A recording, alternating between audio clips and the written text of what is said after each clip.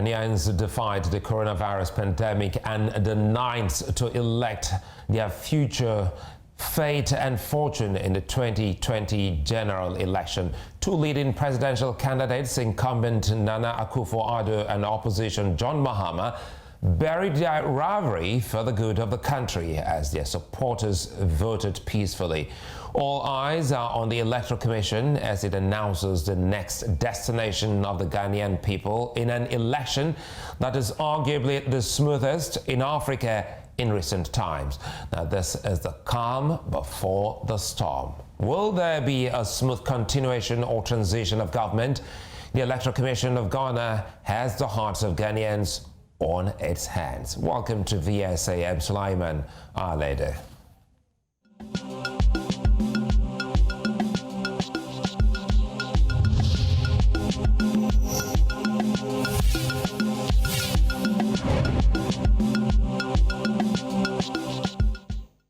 All eyes on Ghana now as Ghanaians trooped out in millions to vote for a continuation or change of governance as Akufo-Addo and Mahama square up. Now, the citizens had filed out to cast their ballot as early as Sunday midnight. Many didn't want excuses and would do anything to be a part of the king-making process. Now, more voters came out on the day of the election with their masks on. Elections were held in 38,622 polling stations in the country, 10,000 more than there were in 2016. 125 ECOWAS election observers amid personnel from the EU and local organizations were on hand to monitor proceedings. Elections were held in the 16 regions in the country, with the presidential candidates both voting in their respective districts. Now, we've been keeping tab on this, so joining me now, two gentlemen. First, a political analyst from Ghana, Nkeita, and the former Africa editor of Financial Times, Antony Goldman. Gentlemen, thanks for joining us on VSA. Antony, let's start with the man who is in Accra at the moment, Nkeita Michael. Ghana say, well, this is the moment they've all been waiting for. Take us through now that the election results are trickling in, Michael. Well, good evening to your viewers and listeners across the globe, and thanks for the opportunity to have me on your show. First, I have to congratulate the Electoral Commission of Ghana for the successful conduct of the elections. At the peak of the COVID-19 pandemic in the country, the Commission decided to undertake a voter registration exercise to compile a new voters register. The Commission faced serious criticisms as others argued that it was putting public health at risk by conducting the voters registration exercise. However, the committee instituted various COVID-19 preventative measures, and it was successful in registering a little over 17 million people, and it was the first time in the history of the country that we recorded such high number of registrants for a single general election. Since yesterday, the Commission has carried itself very well. Actually, it started from last week, the 1st of December, when we held what we call in Ghana special voting for members of the security forces, members of the media, medical practitioners, and other individuals who, by virtue of their profession and engagements, would not be available for voting at their various registered polling centers on election day. We specifically conduct special elections for them a week to the general elections so that they can have ample time to undertake their various forms of responsibilities. Yesterday, we've had a very, very successful and peaceful election relative to the 2016 general elections, where people complained about long queues at polling centers, where there were challenges in people being verified biometrically. This mentioned that Ghana introduced biometric verification for the first time, in 2012, and we repeated it in 2016 and also in 2020. Michael, allow me comment here. Let me quickly bring Antony here. Antony, we've heard that Ghanaians trooped out as early as Sunday night to take their places, knowing full well that because of the pandemic, they had to queue up, going with the COVID-19, abiding by the COVID-19 protocol. Is it okay for us to now start looking at Ghana as the poster nation of democracy in Africa, going by what we have seen so far in this particular presidential election? Antony? I do think there's a lot to look at in Ghana when you compare to pressures that we've seen in other parts of Africa recently, Tanzania, Côte d'Ivoire, Guinea, but also even in much more established democracies like the United States, that the pressures that social media and new technology brings to bear on old processes can sometimes be acute. And I think in as much as that has been a challenge across the board, Ghana has managed it, I think, really very much better than the many other countries. And I suspect that that is in part a reflection of institutional strength. It was a new election commission that was managing this election for the first time. And I think that they have been able to draw from the experience of managing elections since 1992 to be able to spot difficulties coming down the line before they became too difficult. I think it's also a reflection of the level of responsibility of the main parties, how they were competing for power, vigorously for certain, clashing, over issues, but on the whole, choosing to draw back from some of the most kind of corrosive campaigning tools that we might have seen in other countries, and trying to stick to an issues-based process of campaigning, and probably ultimately also, and perhaps mostly, a reflection of the will of the people of Ghana that have lived under different governments before. And I think for all of the flaws and faults of the current system of elections every 4 years in democracy, and the challenges of delivering prosperity and peace and security, actually, I think this remains a system in which most people have confidence. As you say, this turnout of record levels, even when the two candidates are as well known as they are, even when the country is facing the challenges that it faces, is, I think, a real endorsement, I think, of, from the people of Ghana, that actually it's through constitutional means, through the rule of law, that they want to see that their country governed and issues settled. Let me bring in Michael here quickly, going by what Antony has just said, Michael. If you look at what has happened in other African countries, specifically Guinea and Ivory Coast, where elections there have been followed by bloodshed, it looks that your country has done something quite differently.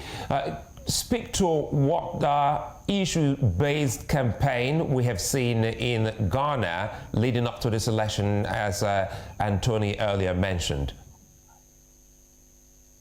Well, it is worth mentioning that the major political parties, that's the New Patriotic Party, the ruling party, and the opposition National Democratic Congress, made this campaign an issue-based campaign.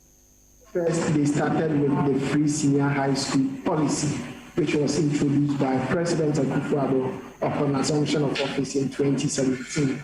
The opposition have always argued that the program, despite its challenges, despite its success, is also plagued with a lot of challenges, and they believe they can implement it far better when given the opportunity to serve in government. While the ruling party also argued that if the opposition lacked the capacity and the political willingness to implement the policy, whilst it was in government for 8 years, how then can it claim to be the better implementers of the same policy that they criticized some few years ago? Beyond that, there was also a very serious issue about illegal mining activities in Ghana. what we call here in Ghana galamsey. It constitutes of the informal mining sector, which employs over 4 million people, and they are dependents. The President Akufo-Addo banned the activity in 2017 on the background of its environmental impact and destruction to Ghana's natural resources. And the opposition have always argued that in view of the huge number of people who depend on illegal mining for their economic survival and their dependence, it was prudent for government to review the policy and allow the miners to go back to fields and work. And these were all very topical issues that dominated the political atmosphere in the lead up to the elections. And then there were also talks about industrialization. The incumbent government campaigned on a policy of one district, one factory, which means that the government was going to facilitate the establishment of a factory in each of the districts in Ghana.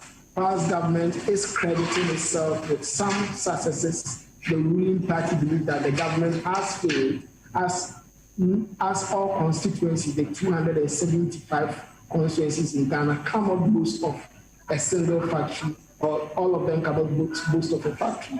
But the government argues that they commissioned more than 50 factories that are operational and employing over 100,000 people, whilst others are in various stages of construction. So these are all topical issues that dominated the Ghanaian political atmosphere in the lead up to the election, unlike previous elections where we had petty issues of tribalism, religion, and other issues that are less of less importance to modern democracy. This one was predominantly dominated by serious topical issues with various socio-economic repercussions and implications. I bring in Antony here before we go on a break. Antony, it's amazing that the numbers of voters increased, especially in a year of pandemic. What can you say inform this increase in the voting public in Ghana for this election? I think an element of it is demographics. Ghana, it was a little bit controversial to have a voter registration exercise earlier in the year in the teeth of this pandemic, but failure to do so would have disenfranchised a lot of the young voters. Ghana has a young population, and a lot of 18, 19, 20-year-olds that weren't able to vote last time have come onto the register. I think both the political parties quite well established, and I think have quite good machinery, particularly the MPP, at getting people out to vote. I think also the sense that there really was something at stake. I mean, although results are still provisional, we've seen in some areas sitting MPs, sometimes quite prominent, quite established names being chucked out, and I think that this is empowering and enfranchising, and makes people feel their vote is worth something, that actually queuing up makes a difference. And I suspect that if you put all of that together, then you see why it is that actually level of interest in this campaign particularly. Okay, we'll take a moment, gentlemen. When we come back, we'll speak more on the demographics, especially as it relates to this particular election, looking at the voting public of Ghana and the awareness and voter registration, which was done many months before this particular election. That's when we return.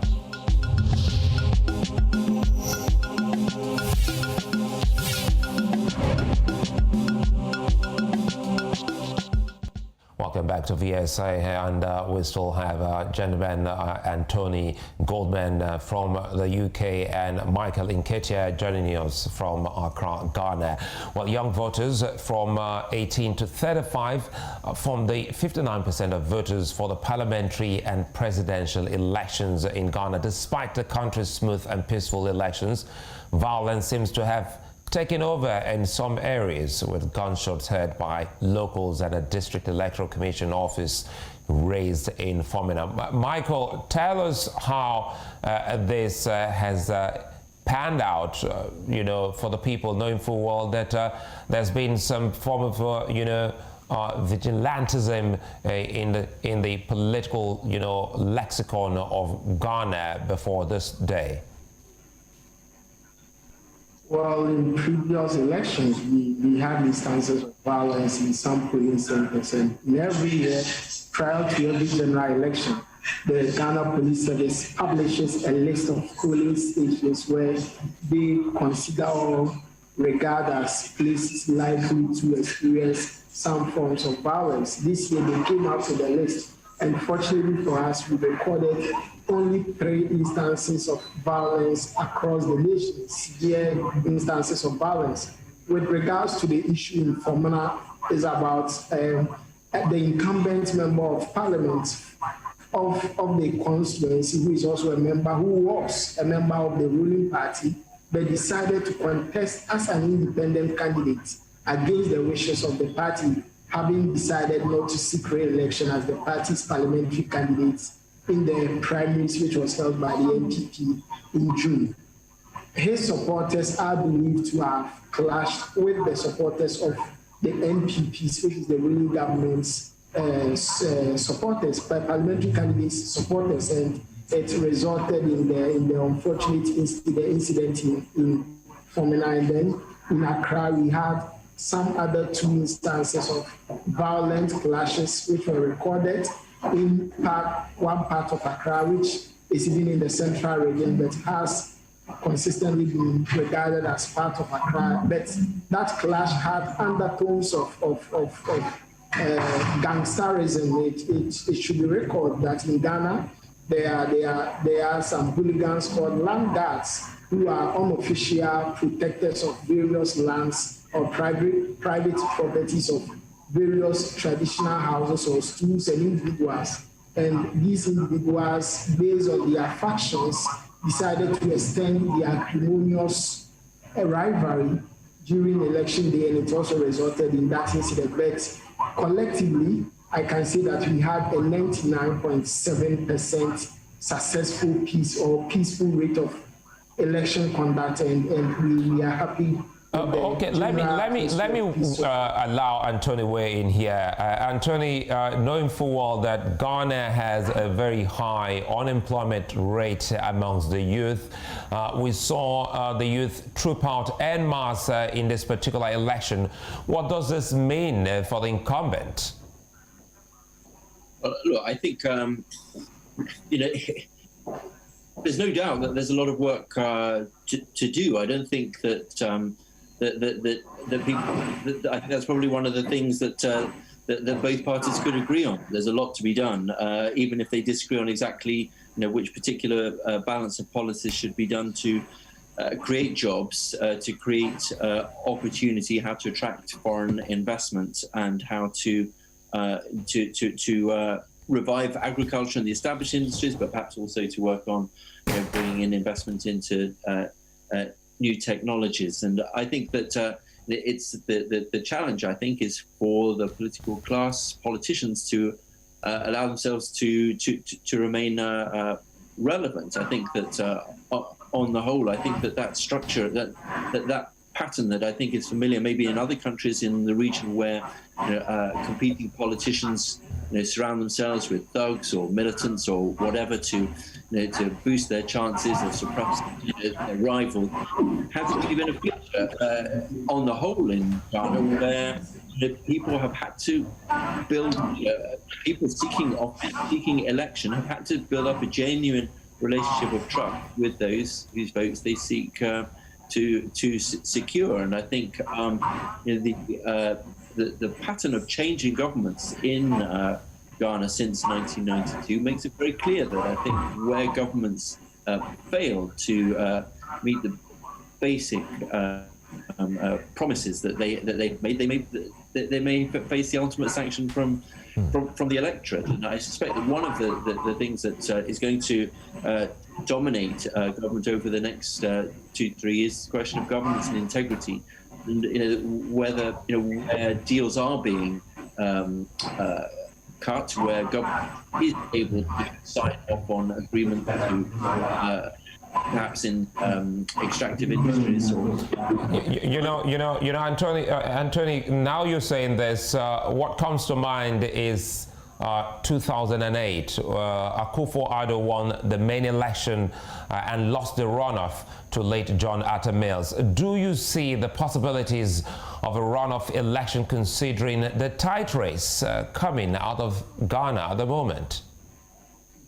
It is very tight. Ghana is typically very on a knife edge, and the rules say that you have to have 50% plus one, and minority parties sometimes make that more difficult. But I think it was a huge act for Mahama to recover the ground lost after the last election, where in Ghanaian terms, he lost by an absolute landslide. And I think to recover the trust of that many of his voters was a real challenge. And I think that if he's able to take it to a runoff, that would be an absolutely extraordinary feat.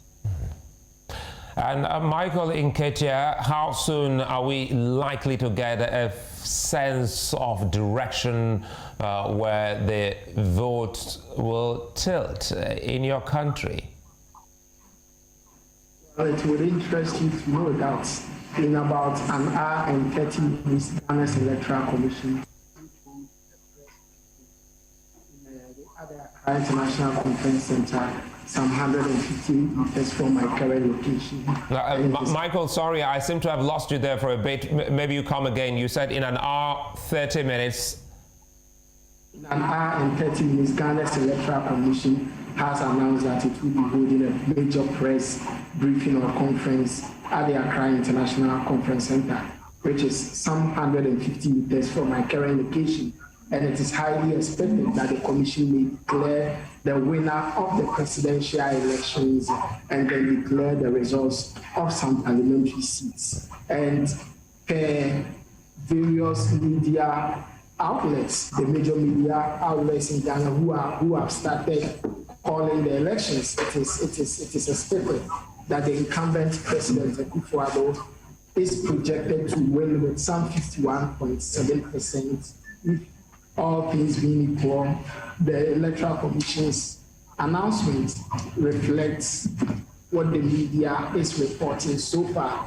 However, we must admit that former President Mahama and the opposition NDC have performed creditably well. In 2016, when former President Mahama lost, he recorded a percentage of 44.47%, and per the news being published by the media, he has managed to do some 47.3% this time around, and he wasn't expected to perform that much based on his track record of being the first Ghanaian sitting president to have lost an election to an opposition member, and the groundswell of defeat that he suffered in 2016. It was expected that President Akufo-Addo was going to secure another landslide. However, the president's bold attempt to place a ban on illegal mining, which is galamsey, which affects the livelihood of at most 7 million people in Ghana, and also there was a major banking sector cleanup in Ghana. All these were issues that really affected the performance of President Akufo-Addo. However, based on media projections, he is expected to pull through with some. I think that's a fine place, gentlemen, to say many thanks for being such nice company. Michael Nkeita from Accra, Ghana, giving us a sense of how that election is going, and of course Antony Goldman, who's been helping us look at make sense of pretty much more politics and even business on the continent. Thank you, gentlemen. As Ghanaians wait patiently to see the trajectory of their future, We'll be here again tomorrow, hopefully with a winner announced by the Electoral Commission. And of course, you can get to watch us live on News Central TV, Dawn to Africa, and on YouTube at youtube.com/News Central TV. Bye for now.